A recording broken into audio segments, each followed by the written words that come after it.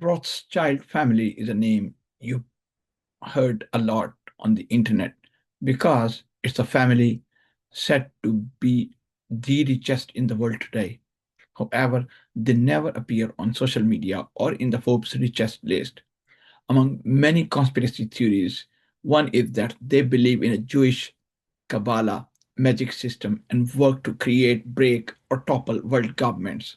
They have relationships with today's major families and governments and own many of the world's banks.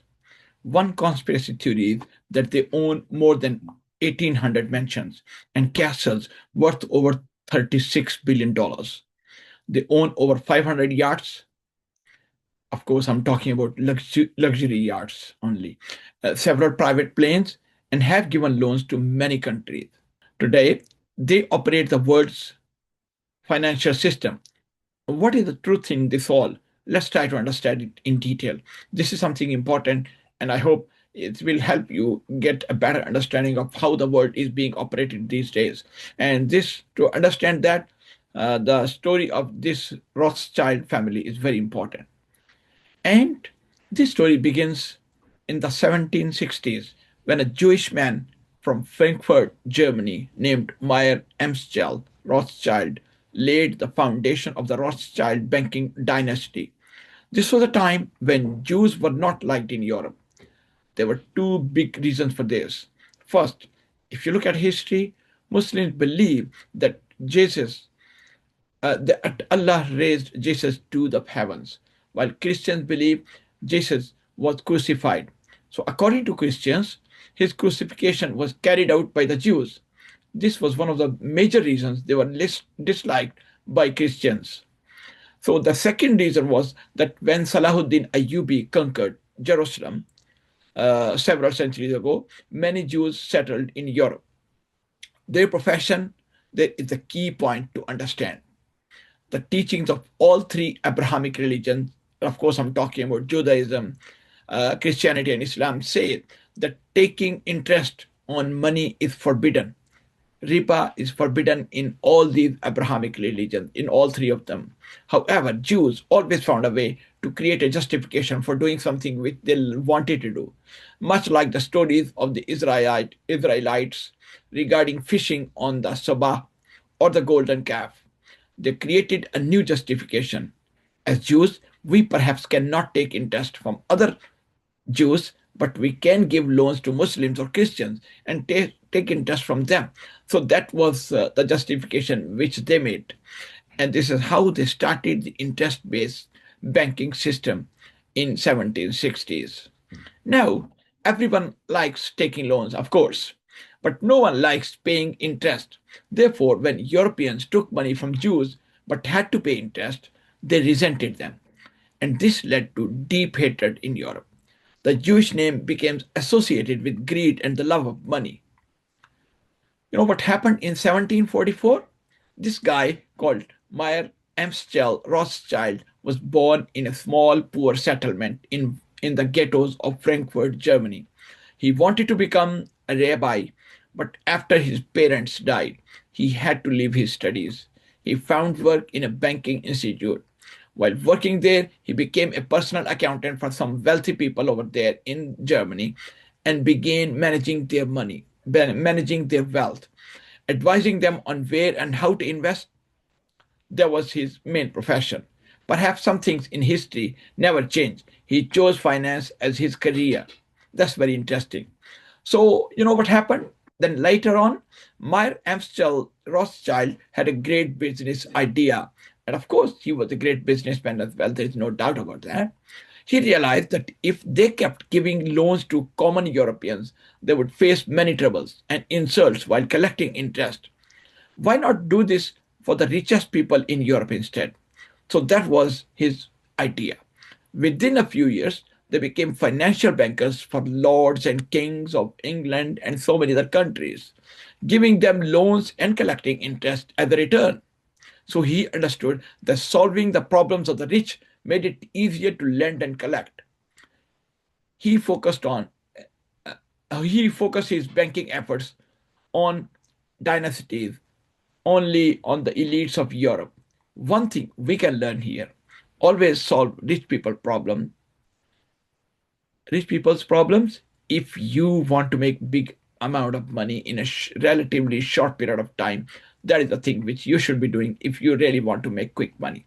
So this banking dynasty spread so much that they were soon banking for the political elite and local governments of Europe. So they even started providing money for wars. You might be kind of wondering why they funded wars at that time. For one simple reason: wars create debt. When there is a war, its byproduct is debt, and interest is collected on that debt. Simple as that. That's a philosophy which they wanted to propagate. That is a philosophy which they wanted to work on, and they wanted to make money out of that. So they began sponsoring world wars, and their dynasty expanded further. They became bankers to Prince William at that time. And when Prince William wanted to collect gold from the market, Mayer Amschel gold, Rothschild would buy cheap gold first, so that when the prince went to buy it, it could be sold to him at a much higher rate. Simple as that. Price differential I'm talking about. So using the right information at the right time, they made a lot of money. So means they had a good business acumen. So this was the era when industrialization was beginning in Europe. Mayer Amschel told his five children, to establish banking institutes in different parts of Europe. He sent one to England, one to Austria, another one to France, and the last one to Italy. Right? So he said, I want each of you to start a banking business in a different country. So when money is to be sent from here to London, for example, from Frankfurt to London, you won't have to risk your life. We just sent a letter to Nathan in London. Nathan was the name of his son in London, who was going to go to London. So his son Nathan Rothschild came to England in 1811 and started N.M. Rothschild and Sons. That was the name of his company. Many people today don't believe the Rothschild controlled the world's banking sector. So let's look further back. In 1811, Nathan needed a big client who could take a large loan and pay significant interest. At that time, Napoleon was famous for his wars and wanted to conquer all of Europe, including, of course, England as well. So Nathan convinced the king that if England didn't fight now, it wouldn't survive. So that was the logic which he gave, which he advised to the King of England. So as a result of that, a battle took place on June 18th, 1815, known as the Battle of Waterloo. It's a famous battle, and of course, many of you might be familiar with the name. So, fighting against Napoleon were the armies of Belgium, Prussia, and England. So, Nathan kept a close eye on the outcome through his informants so that news of victory or defeat would reach him first. So, that was the kind of information which he was always on the look for. So, Nathan Rothschild began buying shares in the English stock market overnight. Imagine if a war is happening, the stock market will be down. Of course, there's no doubt about that. And shares would have no value. But Nathan, what he did is that instead he bought all these shares because he knew the result. There were 26,000 soldiers from Belgium, Prussia, and England against Napoleon, whose army wasn't as strong. So it was expected Napoleon wouldn't win. But Nathan used informants to manipulate the stock market, what we now call insider trading.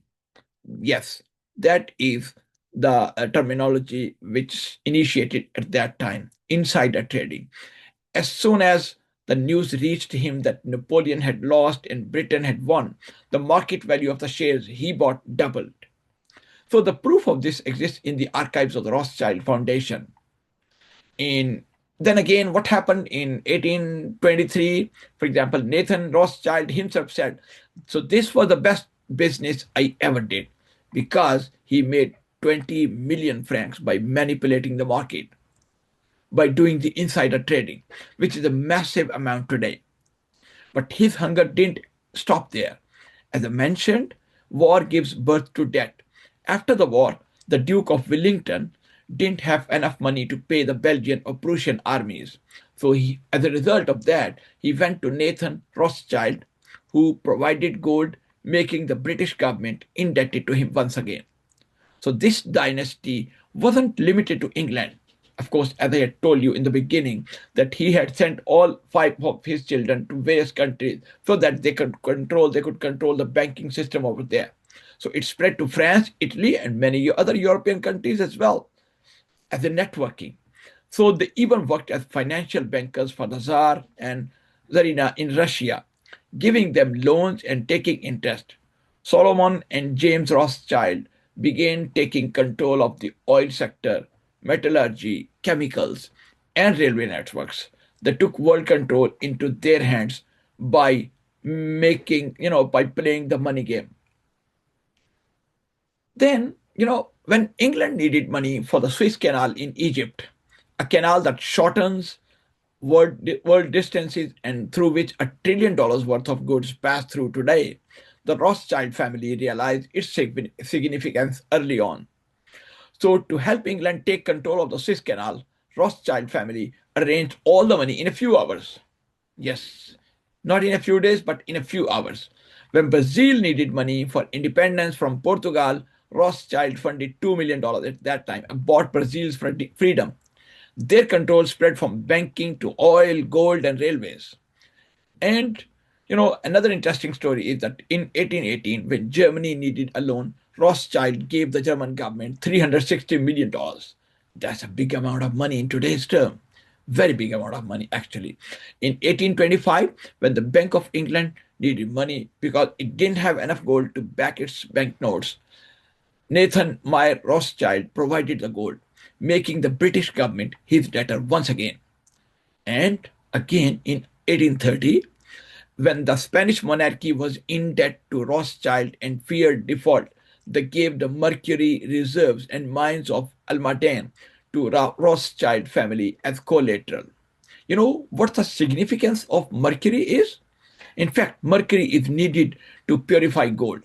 So by controlling mercury, they begin to own the gold refining process worldwide, not just in Europe, but worldwide. So Rothschild realized that after after gold, the world would trade in oil due to rapid industrialization at that time. So in 1883, they moved to take control of oil in Baku, Azerbaijan of today. Right? They laid a train network and started the Caspian Black Sea Company, building a rail network from Baku to Batumi to control oil trade. So from 1895 to 1907, in those about 10 years, they gave European countries loans worth $450 million, which would be $14 billion today in today's term. And from 1919 until 2004, world gold prices were actually fixed from the Rothschild office in London. Isn't it interesting? And then, when the US government was worried about running out of gold reserves, they contacted JP Morgan. And JP Morgan, as you might expect, knew only one person in the world who could produce gold reserves almost immediately. Yes, I'm talking about the same guy, Nathan Rothschild. So in a few hours, Nathan arranged 100,000 kilograms of gold. That's a big, big, big, big amount of gold. They sense which industry will shape the world before it happens. They got a great sense of where the market is heading to. So gold, oil, metallurgy, chemicals, and railways are in their control all over the world, even today as we are speaking with each other. So they also realized the number of countries would increase, surprisingly.